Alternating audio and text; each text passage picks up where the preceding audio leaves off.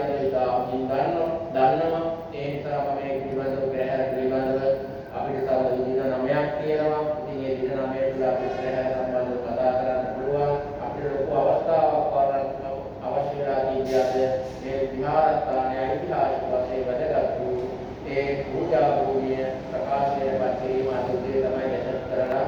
අපිට ඒ ගැසට් එකේ ඊපීආර් මාසම් කරලා ඒ ගැසට් එක අද තමයි ලැබුණේ. ඒ නිසා ඒක තමයි අපේ මේකේ මේ රැශී ප්‍රධාන අරමුණ බවට පත් වෙන්නේ. ඒ නිසා අපි කල්පනා කරනවා ගම්වාසී හැම කෙනෙකුටම අපි සිහිපත් කරනවා තව තවත් ඔබ විහාරස්ථානට ලං වෙලා සමීප වෙලා තවත් විහාරස්ථානයේ තුල යම් කිසි දෙයක් තියෙනවා නම් අපි පරිහාරකත් එක්ක ඒකාබද්ධව විහාරස්ථානයේ දියුණු පවුණු කරමින් විහාරස්ථානයේ දියුණු පවුණු කරනවා වගේම තමන්ගේ ආධ්‍යාත්මික තත්ත්වයක් ගොඩනගා ගනිමින් කටයුතු කරන ආකාරය ඉල්ලා සිටිමින් මේ පින්කම සඳහා මේ පූජා භූමිය පින්කම සඳහා සහාය ලබා දුන් අපේ දේශපාලන අධිකාරියේ එවාගේ පරණ දේශපාලන අධිකාරියේ හැමදෙනාටම වර්තමාන දේශපාලන අධිකාරියේ කටයුතු කරන ජනාධිපතිතුමන් ඇතුළු ඒ හැමදෙනාටම බුදු ශාසන අමාත්‍යාංශයට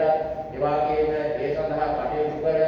ක්‍රියාත්මක වූ මා හිතවත් මගේ නිලධාරීන් ඒ රාජ්‍ය නිලධාරීන්ට මම මේ අවස්ථාවේ කෘතඥ වෙනවා අපිට ඉක්මනින් මේ අවස්ථාව සලසා